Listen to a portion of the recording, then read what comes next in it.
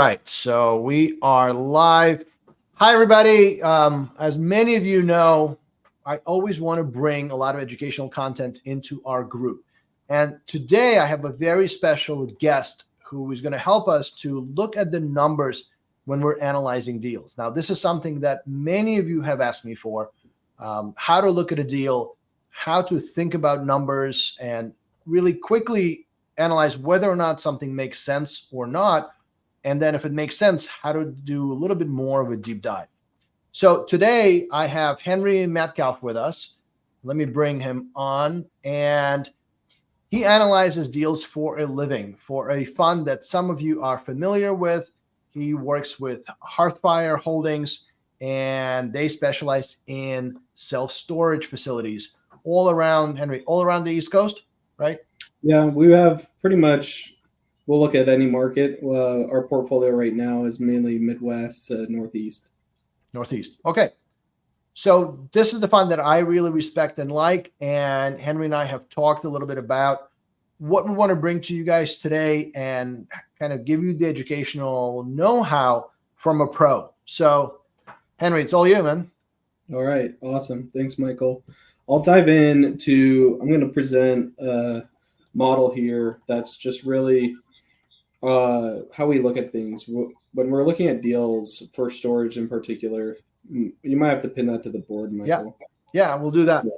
Perfect. Cool. So on here, when we have deals come across my desk, I mean, I'm looking at 10s, 20s, I mean, a lot of deals every single week that brokers are sending to us, that our team is actively sourcing ourselves with private sellers off market. And we need a quick way to churn through as many of these as we possibly can, because ultimately real estate's a numbers game. And the more that you look at, the more likely you are to close. The more likely you are to close makes everybody happy. So for us, we have to have a quick way to look at things, and then we have a way more in-depth way of looking at opportunities. I'll caveat this by saying self-storage is way different from any real estate asset class in your valuation of it.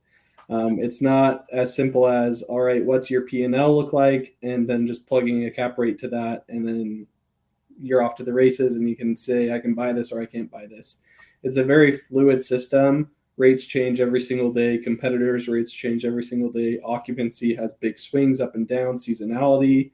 So there's so many different things that go into storage, and it's not something that you can just kind of say, hey, send me your financials and then I can tell you whether or not I can buy the facility. You have to do a lot of research on your competitors at the end of the day. So how do you look at if a deal comes across your table, how do you have like a quick overview of whether this makes any financial sense or not? Yeah, so this is what this is right here. This level 0 underwriting, essentially what we call it. When we get deals that come across our desk, we'll shoot over to our analysts, and it's really a way for them to churn through opportunities quickly. I'll walk through both kind of like a core existing facility type, how we would do it, and then also a development opportunity. Okay. Our fund, we do both. We do development ground up, and we do buying existing facilities. So maybe zoom in just a little bit. So it's I will. I'll get into each of these areas a little bit in more depth. So say we have an opportunity. This is going to be for a land play, so a ground up development. We have a broker come to us, say we're based in Philadelphia, just outside. So say we got an opportunity outside of Philadelphia. That's a few acres that we think we can go vertical on. They're saying they want $1.5 million for the land, for the opportunity. We need to see if, one, there's demand in the area. Then we need to see if the rates warrant the development at the end of the day. So for storage, we're looking at a lot of different things. I'll talk about the demand side of it first. This isn't pertaining to this deal in particular, so I'll plug in some numbers here to show you what we're talking about. Really, we call our side of business a 3-mile radii business, because if you're thinking storage, if any of you have ever had a self-storage unit, you're not going to drive many more than 3 miles to go to your self-storage unit. Usually it's because you can find somebody closer, and it's a hassle. You don't want to have to haul your stuff that far away. So in the context of when we're looking at it, we have software that is on the storage side that allows us to get all of this information in one spot. Usually on a deal, we're looking for 10,000 plus people per mile in radius as we go out. So if we're generally 3 miles, we want to see 30,000 people. We want to see good population growth. We want to see pretty strong median household income. I'd say anywhere from 45 to 50,000 or more. Much lower than that, it screams that you're not going to be able to achieve the rates that you're wanting to get. Some other big things we look at: renter occupancy in a market. The more renters you have, the better for storage, smaller living spaces. What's the average 2-bedroom rent? These are all ways of verifying, can we achieve the rates that we want to get? So that's on the rate side. On the other side of it, in terms of demand, we're looking at how many facilities are we competing with in our 1, 2, 3, 5 mile radius, whatever the product, like whatever the market really is. We look at it from a perspective of net rentable square feet. Usually if you have a storage facility, say it's 100,000 square feet gross, you have usually around like 75% efficiency.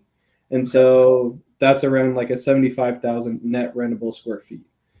When we're looking at that number, this is one of the biggest numbers in storage, is per capita. We look at net rentable square feet per capita, which equals our saturation of what we say. That's like the lingo for storage. Mm-hmm. National average is around 8 to 8.5. So we always want to be at that or below, because that's going to show us that there's excess demand for what we're bringing to market on a development. If it's a core deal, same thing. We don't want to be in a market that's already over flooded with supply.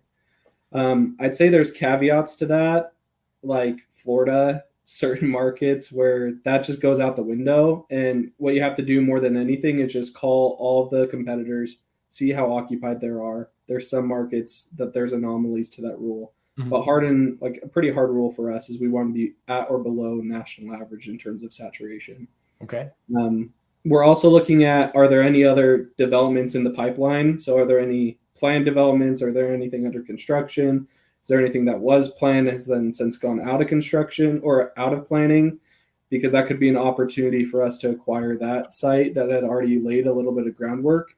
So that's huge. And then we're looking at the average rates that are being achieved in the market. Storage moves so much on a daily basis that it's hard to just pinpoint, hey, what are my competitors offering a 10 by 10 unit at today? You have to look at like a trailing 3, a trailing 6, a trailing 12, be able to see where are rates moving more than anything else, because that's going to give us confidence. The other thing that gives us a huge amount of confidence in the deal is our market share. It's going to be the same. I mean, this is, I feel like, across all asset types, is if you have 50% market share, then you're going to be pretty bullish on your ability to control rate and to control occupancy in the market. If you have 5%, that gives you less confidence. So markets where we can go and get a substantial market share, that's like a huge win for us at the end of the day. All of this information that we look at on supply and demand and rates ultimately gives us like a property rating scale at the end of the day, where we have weighted adjusted return profiles. So if we're in a market that's heavily saturated, we know we want to hit a much higher return profile because we're taking on so much more risk, right? Oh, gotcha. Okay. So if we had an A-rated property that's like a combination of all of these things that we're looking at, then yeah, we're willing to do it at probably a lower return profile, versus if it's a C or a C plus, we're going to want to see a way higher return profile just because we're taking on that much more risk. Okay. So that's how you mitigate, basically, how you mitigate risk profiles. Yeah. I mean, it's just our risk adjustment return profile at the end of the day. The requirements that we're looking at are our equity multiples. That's a huge one for investors. I mean, at the end of the day, we want to see we're getting paid, right? And then our yield on cost. Okay. Those are the two kind of biggest factors that we're looking at on a risk adjusted basis. I'd like to say 2-3 years ago that required yield on cost, most people were saying it's like a 6.5 to a 7. Now in today's rate environment, you can see like our baseline is 8.25. So we have to follow kind of what the debt markets are doing there. So with all that in mind, say we have a deal, the demos, they shake out. Like, we're really bullish on the opportunity from a saturation point and from a rate perspective. So we're going to go in here and we're going to say, the other thing that we're looking at really quickly is in each market, you have climate controlled, you have non-climate controlled, kind of like if you think of history of storage, most people like connect it with like an old outdoor, fold the unit door up and it's just like you drive right to it. It's not climate controlled. There's been a big shift over the last decade to climate controlled facilities. They get a huge premium for rates, but we're looking at both the saturation for both of those type of units to see what's the product market fit and if a climate controlled is really getting enough premium to warrant that development.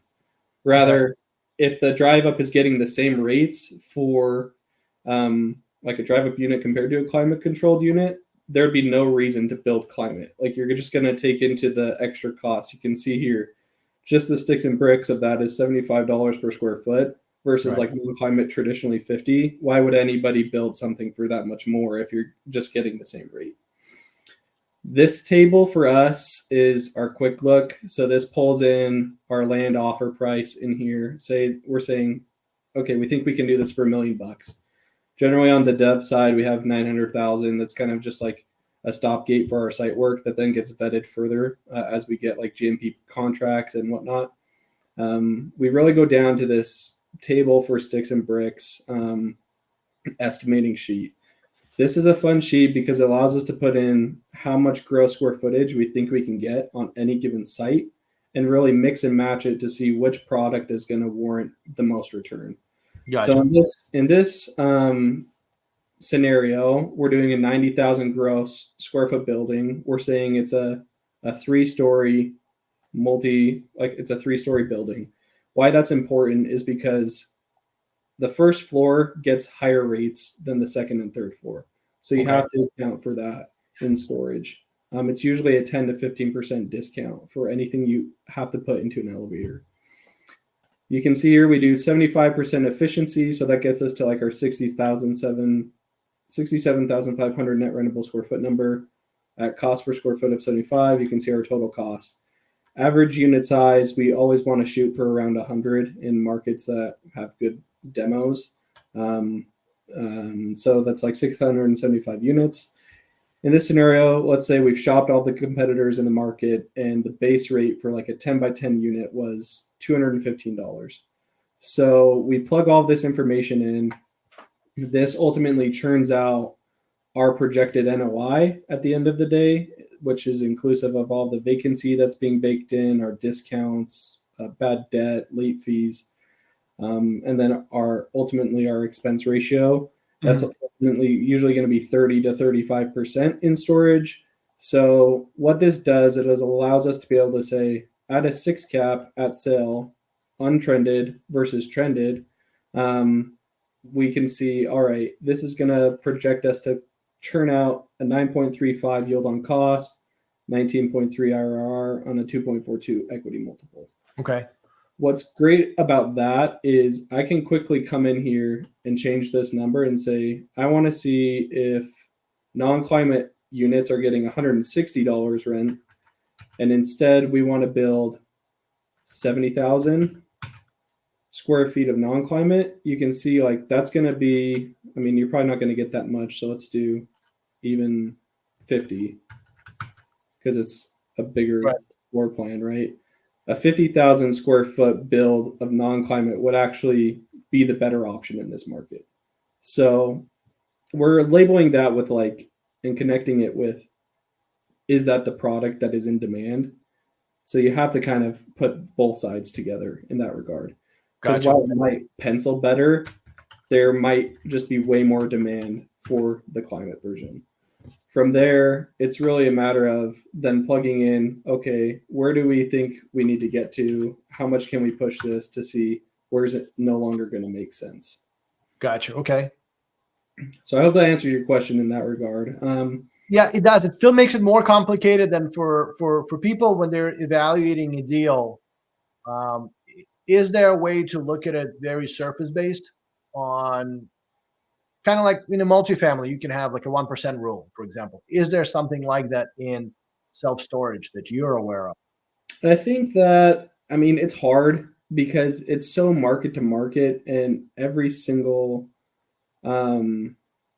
I'd say every single site is going to be so different from one another. Every 3 mile radius within the same city is different from one another. Okay. And so it's really hard to say, all right, I can pay X. We don't look at land per square foot. We don't look at like what are we paying on a per square foot basis. It's not really very common for us. I'd say on the existing stuff right now, if it's more a factor of if I'm buying at a 6 cap right now and they're already leading the market in rates, then I know there's no room to push that. So I'm not going to be able to push it from a 6 to a 9.5 in the amount of time that we need to have a good return. So yes and no. I think it's hard to answer that question because there's so many different things that go on in storage that are different than most asset types. How would you compare? I know you look at numbers and you look at deals, but we had a question here in the Q&A. What makes self-storage more appealing than multifamily? Or rather than more appealing, just what's the appeal of self-storage when you compare it to other asset classes like multifamily? Yeah, I think that, I mean, I've worked somewhat in both. I've worked in Yep. residential. I've worked in a little bit of multifamily and then storage for a lot of my career. I think that I like to say self-storage is the best in the best of times and the best in the worst of times. You can look back to historical performance of like the top REITs in the nation across every asset type. You look through the Great Depression, you can look through kind of the bubble crash Mhm. in the early 2000s, and then you look in the recession in 08, 09. Storage was always the top performing asset throughout all of that. Mirror that with you look at the bull run of the 2010s up until 2020, storage led the charge as well. Mhm. So, like from a total return perspective, storage performs the best in the best and it performs the best in the worst. Why does it do that? I think is another question that's like super important to answer. And I think storage is still kind of the Wild West in an extent that there's so much opportunity in the space. And they just have a different pricing model than everybody else. You get the benefit of having month to month leases, so you can quickly turn over a property. You don't have like tenant improvements, so you have an upper hand to retail in that regard. In terms of multifamily, you're really locked into generally long contracts. Like you're probably a year on Yep. your average multifamily lease. Storage is monthly, and after the year in multifamily, maybe they're getting a 3% increase the next year. Storage is a lot different because you have 10 average of 10 to 12% existing customer rate increases that occur after the first 5 months of being in a unit and then every 9 months thereafter.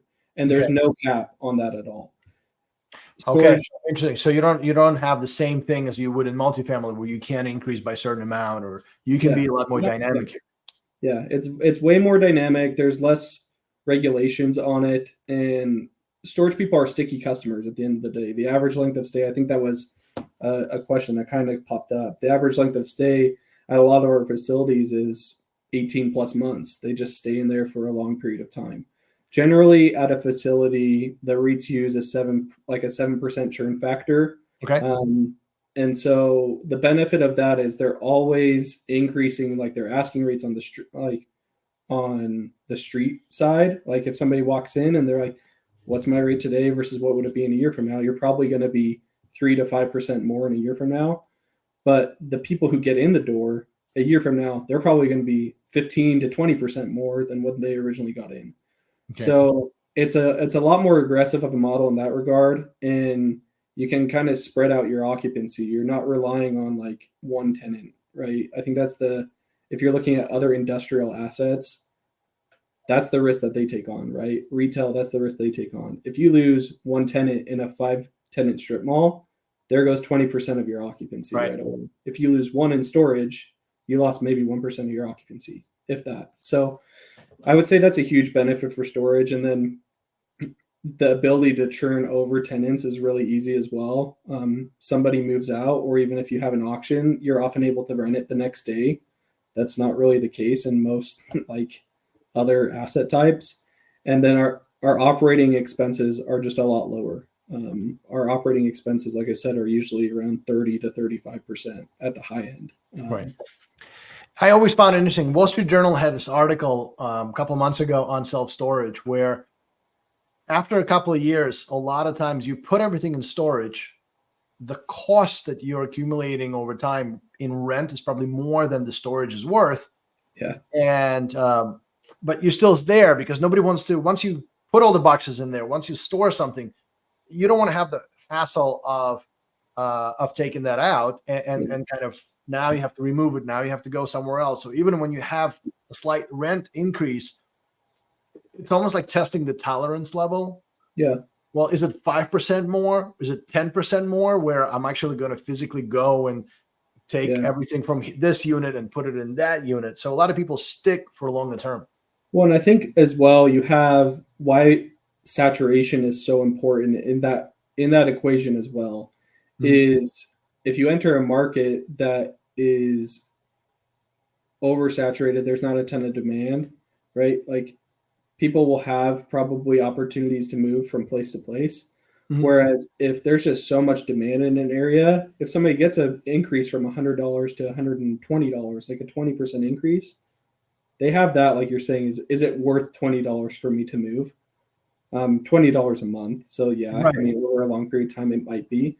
But where are they going to move to? If you choose your nobody's market, looking at long term either. It's another $20. Forget it. I don't want to. Yeah. Moving is never fun. So we had a comment right now about moving. Exactly. Right. Yeah. Moving is never fun. So if you can stay there and tolerate the slight increase you do, and because you have 300-400 units, you benefit from that. Yeah, I mean, my dad's a great example. When I got started in the storage industry, I was working with Extra Space, and he was a tenant of one of their facilities. He had a boat, and he stored his boat at one of like their units, and he had it since 2001, and it was 2017 at the time, and you can imagine like what he originally got in the door at was probably $100 for that unit, and he was paying, I think it was like $485 a month for his rental. So it's just people, it goes unnoticed over a long period of time. I mean, I would notice probably $485 a lot more than maybe my dad would, and some customers are like that. But you have that, and then where else are they going to go at the end of the day? For him, he sold his boat, right? I don't think that's like most people. Most people are just like, I got nowhere else to go, so I kind of just have to eat it. Because if you choose your markets right, then you are surrounded by people who are also 100% occupied, if not close. So you guys have a great product right now with the Hearthfire income portfolio. Yep. And there was 2 properties in there. Now there was an opportunity to add another one. So now there's 3 properties in there. How do you look at that? Do you want me to put that back on the stage, your Excel, or I'm going to talk through it? I'll talk through it first. So this portfolio that we have, I'd say I kind of talk through like all the good things that we're looking at in demos. I'd say the opposite is obviously true of why we don't do deals. If I were to pull up our like deal tracker of everything we've looked at in the last 3 months, we have probably 20, 25 deals active in the pipeline that we are like wanting to put offers out on potentially. We have 90, 95 deals that we passed on after doing our full underwriting. Most deals don't work. And I think that's important to realize. We're very conservative in our approach of how we look at things, and we want to find the best opportunities. The income portfolio is an interesting one. It's 2 different facilities that cross state lines, which you don't really generally have in an income, like in any type of portfolio, unless it's like broader scale of like tens of properties, right? Right. So we have one in Laurel, Delaware, and then one in LaPorte. We also have outside of that portfolio 3 other facilities in LaPorte. So when we were looking at this opportunity, we already had economies of scale in that LaPorte market. We had an opportunity to add 2 facilities that would support kind of that market. And then the Laurel one was just a pretty solid standalone one. Right. So we decided to group them together. Really, it checked the boxes for us and everything that I've been talking about. I would say with these both properties, they're a little bit lighter on the population. But as I look at Laurel has pretty decent population growth. And we see a lot of residential, different multifamily things coming in the pipeline there. And there wasn't a ton of competition. So it was one that we were willing to take on. In LaPorte, kind of same thing. We had lower than we'd usually like to see population-wise. but we already control 50% of the market there. And Okay. so being able to, and like you said, there's another opportunity that we should be closing on here in Q1 in January that only adds to that footprint. It's just down the street actually from the one that I actually had up on the screen. So really interesting opportunities from demographic standpoint and just like market share. They're in more tertiary markets. I'd say right now we're focused on like secondary and primary markets, just from a perspective of we want to kind of be more Class A locations, Class A buildings. The buildings that we're building, LaPorte and Laurel, are both older Gen 1 mom and pop facilities that we took over and then have since gotten expansions approved and Mhm. are starting our expansions on. And so we're taking the LaPorte site from 11,000 square feet to a total square footage of 65,000. So a pretty sizable expansion. It includes a multi-story climate controlled facility and then a couple of additional drive up buildings. That's just what really fit that market. Same thing in Laurel. We're building a multi-story facility and a few additional drive-up buildings. So that's kind of high level of background of about those facilities. And ultimately, I mean, I can, if you want to bring that up, I can show kind of return profiles of both and what we're looking at and how debt kind of can factor on that. I want to show. I want to show this screen in a second so people can actually see. Um,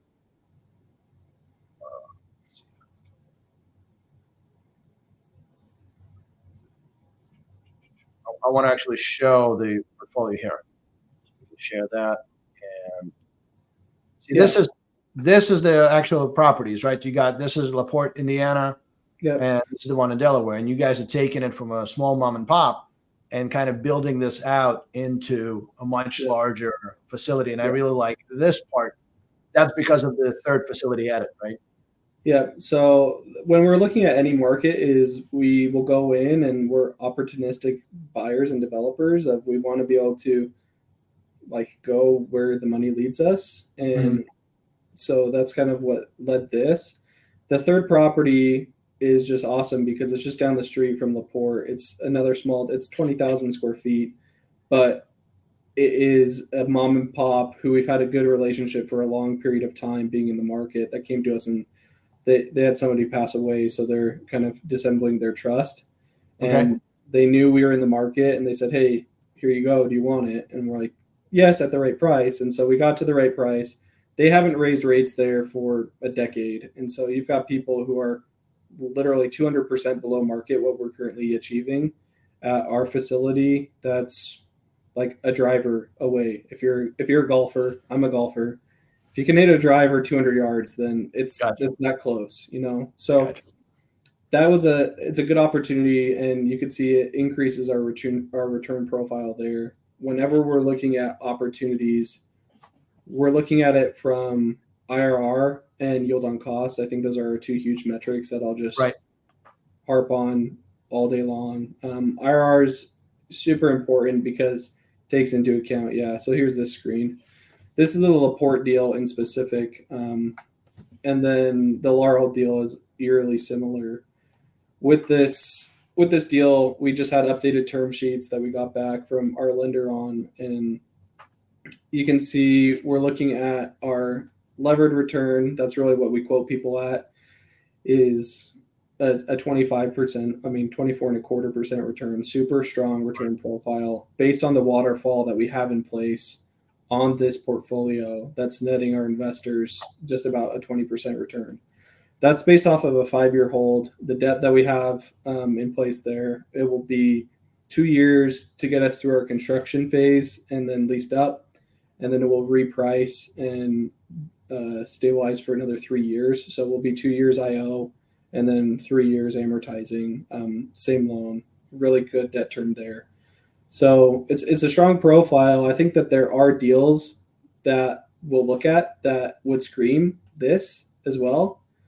But if we were looking at an opportunity in a market where we had no presence, like it'd be a red flag, you know? Like Right. we aren't confident in our ability to hit the necessary rates that we need to achieve. That's why we really like this deal is we have a presence in the market and we are very confident in our ability to hit what our performance suggests. Oh, that's perfect. I love it. That's why I like the deal as well. And someone was asking, let me show this. Someone was asking what the plan is for the facilities. And if you can see, an older facility was only 66 units, and that's going to be expanded to 482. So it's a big expansion plan, but there's so much demand for it that it's asking for it. Same thing here. This is the older facility. And then you're building a beautiful new one going from 2.25 essentially to 353. Yeah. Well, the 350 is just the expansion portion. So, I mean, you're adding those together. We're getting close to 70,000 net rentable in Laurel and 65 in LaPorte. So the expansions are pretty sizable there. Yeah. We have another deal. I mean, we love expansion deals because you benefit from existing cash flow of the assets. And like, if we know we get in, generally we'll buy the asset, work on the expansion plans, see where we can drive rates, and then that will really dictate what we do with the expansion more than anything else. Because there's no data like actual performance rather than, I mean, a pro forma at the end of the day is kind of hearsay of what is it going to be. My best guess of what an asset's going to be performing in 5 years is probably as good as the next person's, maybe a little bit better because I have a lot of experience in storage. But when you actually have performance that you've been able to do and show, then that leads and guides what we do for the expansion of the facility. Perfect. Now, Henry, I appreciate it. A lot of people have been asking about, how to look at numbers and how to understand why, for example, when I bring deals into the group, why I'm excited about something and not as excited about something else. And I really like self-storage. I think with you guys, especially, the economies of scale work really, really well, as opposed to going in and having one or two facilities and not really kind of testing the waters and understanding. It's hard, right? But when you have Hearthfire has now 14, 15 properties out there. We have 14 under management right now. We have another 4 or 5 in our pipeline that are set to close in the next few months. So, and then overall as a company, Hearthfire started as a multifamily company and then transitioned into self-storage because of all the things that you're saying. And some people have done, that in this group, you guys have seen deals where it's a first 1 or 2 for a company. Hearthfire had 9 successful exits, meaning from start to finish, whether multifamily or self-storage, they had 9 successful exits where they made money for the investors from start to finish. Yeah. And so the portfolio that we're talking about now, it's actually available for our group because its availability is not necessarily for just accredited investors. Because you guys are part of my network and my group, you're actually able to invest into this type of a fund as well, which is really, really rare. Most are only accredited, but the portfolio fund is actually available to all of you to go into and invest. And we'll talk more about in a different session of how to do it. I'll post comments and links after the video posts on Facebook. And then if you haven't had a chance to ask in the Q&A, you can always leave a comment and I'll answer it later on as I look through on a daily basis. Yeah, no, definitely. And I'm an open book as well. If anybody has questions for me or our group and you want to funnel that through Michael, more than happy to answer them. Yeah, so, as you watch this video, leave a comment and we'll get an answer for you. Henry, I appreciate it. Thank you for taking the time out of a busy evening. I know you were on calls a lot of the time this day, so appreciate it. Thank you for joining us. Okay, thank you.